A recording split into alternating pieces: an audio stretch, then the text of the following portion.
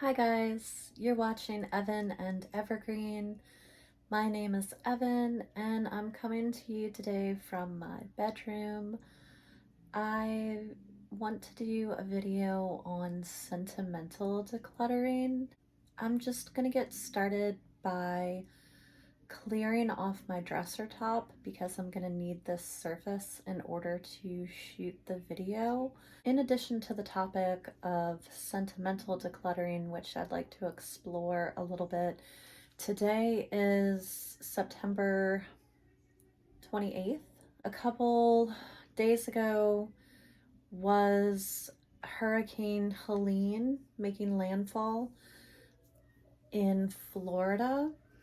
And then I believe it was yesterday that we're seeing crazy flooding from the remnants of Helene affecting North Carolina and Tennessee. I've seen a lot of short videos on like the water coming in, the storm surge, rivers rising. Not only has it definitely made me want to declutter, it brings me back to the time when I experienced this myself. I have a lot of compassion for these people who are experiencing this right now. It makes me think how important decluttering really is.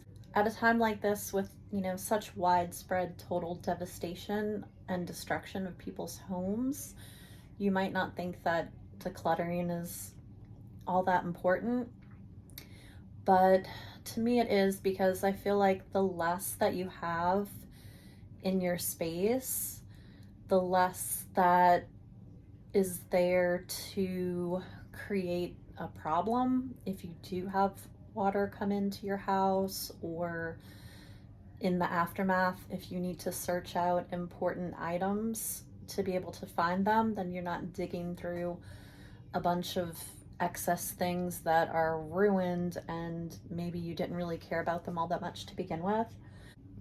We live in Louisiana, not too far from New Orleans. When Hurricane Katrina hit, I lived in a place where we had 9 feet of water in the house that I lived in. About 2 months after the storm, which was August 29th, I was able to go back to my house in October of that same year, 2005, to retrieve whatever belongings that I was able to. And like I said, we had 9 feet of water in the house, and it was just 1-story house. So the water actually reached into the attic. So everything in the house was completely submerged in water for, quite some time, however long it took for the water to recede. And then actually in that time frame before I was able to return, there was also Hurricane Rita, and the water came up again for Rita. But all that to say, everything in my house was completely submerged in water, all except for one storage container that I had that was in the attic. And this one storage container had a lid. It was like a Sterilite or Rubbermaid container, and it actually floated in the attic, so it didn't get submerged in water. And in that container, I actually had a collection of stuffed animals and things from my childhood. So that one container of items, in addition to the things that I took when I evacuated, did not get wet. So that is how I've been able to pass on some of my childhood stuffed animals to my daughter. And I still have a lot of those that, didn't get destroyed in the hurricane. And actually, we went back into the house in October, and I was actually living by myself at the time. And we went in and literally dug through about 4 to 6 inches of mud that had like when the water came up, the mud came with it from where the levee breached. And we went back into the house over the course of a couple of days, and at least one of those days we did have some members of the National Guard go in with us and just kind of like help to look for particular items that I wanted to salvage. But I took so much stuff out of that house that I literally dug out of the mud. A lot of things were, in furniture and things like that, but a lot of the furniture like floated and tipped over and stuff, so things were down on the floor, buried in mud. Maybe at some point I'll show you some of the things that I have that did come out of Katrina that were in the mud. I think I actually have a couple of things on my dresser right here that I'm gonna clean off. That's just kind of where my mind is at the moment, and so I'm thinking about all of these people and what they're going through. I'm thinking about my past experience from 19 years ago, and I'm also thinking about the idea of sentimental decluttering. Things have been kind of busy around here lately. As you can see, my dresser has gotten pretty messy. I'm just gonna go ahead and tidy this up real quick, put some things back where they belong. We are in the process of decorating for Halloween. So in my Halloween decoration box was this little gift bag, and it had all of my Halloween earrings in it, which I have a small collection of. And a few years ago, I decluttered all of my dangly earrings. I don't know if that's the proper term for it, but that's what I call them, the ones that hang down like this. I decluttered all of those, and I only have studs now, except for my Halloween earrings. But either way, I'm gonna go ahead and put these back in the bag. I want to find something that I already have that is a better storage solution than this. In the meantime, when I see this bag, I do know what is in there. I took them all out because I wanted to go through them. And then these little clip-on earrings, I believe I'm gonna let go of. I already listed them on Facebook Marketplace for $10 because they are vintage. I'm not sure what year they're from, maybe the 90s, something like that. So I listed them for $10 on Facebook Marketplace, and if they don't sell within the next few days, I'll pass them on to a friend, because I do have a lot of friends who absolutely love Halloween. If none of my friends want them, I will put them in my Buy Nothing group for another Halloween collector to enjoy. This is my water pitcher that I keep on my dresser. That was actually a birthday gift to myself that I found at Goodwill. This is the little container that I use for whatever jewelry I'm currently wearing. This I've actually had since I was a teenager. I want to say maybe 15. And this is actually something that was dug out of the mud after Katrina. And as you can see, it's pretty faded, and that's why. And she's missing a wing, but I don't care. I really do love this piece, and I did have it packed away somewhere, maybe in my sentimental box, but when we moved into this house, I took it out and started using it again. So it just lives here on my dresser. When I was younger, I had a pretty big collection of fairy little statues and figurines, and I think these are the only two that I still have. This one, which was a birthday gift when I was a teenager, maybe for like my 17th birthday or something like that, from a friend.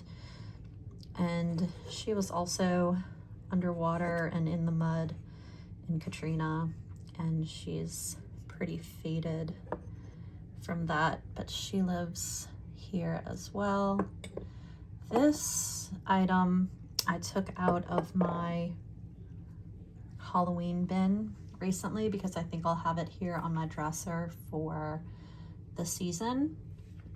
And this is actually one of the very first pieces of Halloween decor that I collected. I want to say I bought this when I was about 9 or 10 from Kmart, which was near walking distance of the house that I lived in at the time, and me and my sister would always walk over there and make purchases or just window shop, especially around Halloween.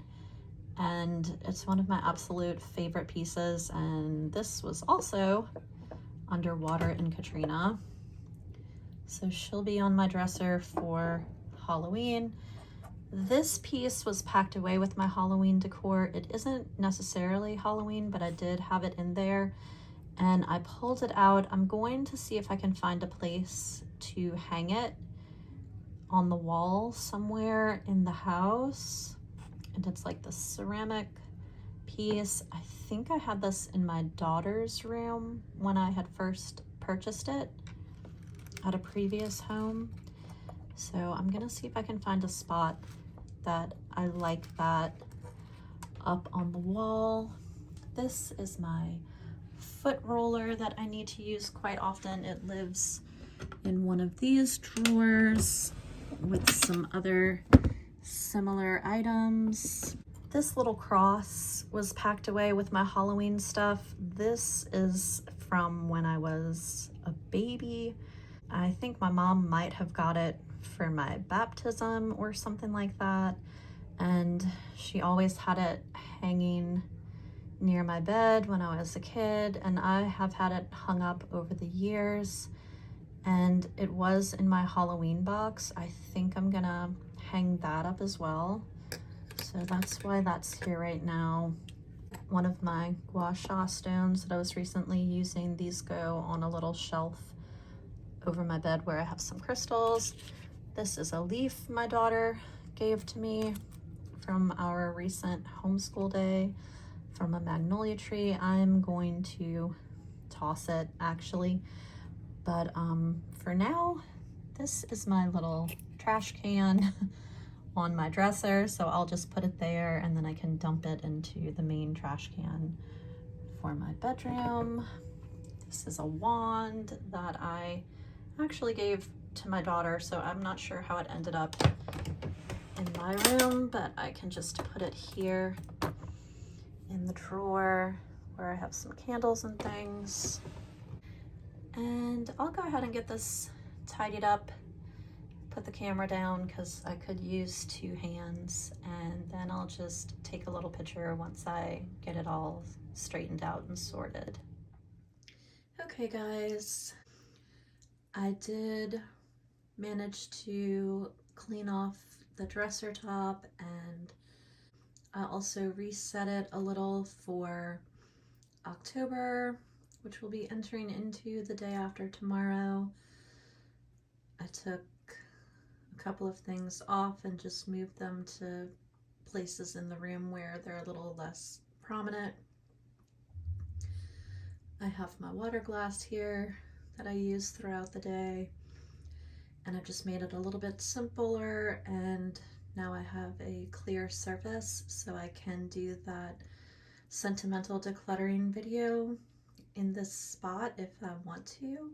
Yesterday I did watch a lot of reels and videos about the recent storm, and it kind of sent me into a little bit of a spiral, and then today I was like, okay, I have to stop watching these because I was kind of starting to freak myself out a little bit.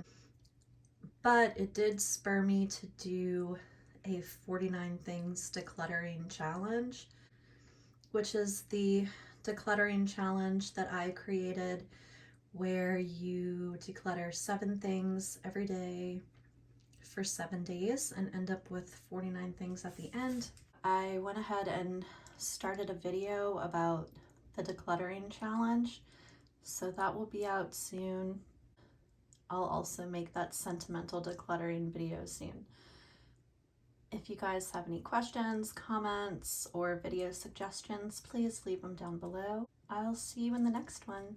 Thanks for being here. Bye.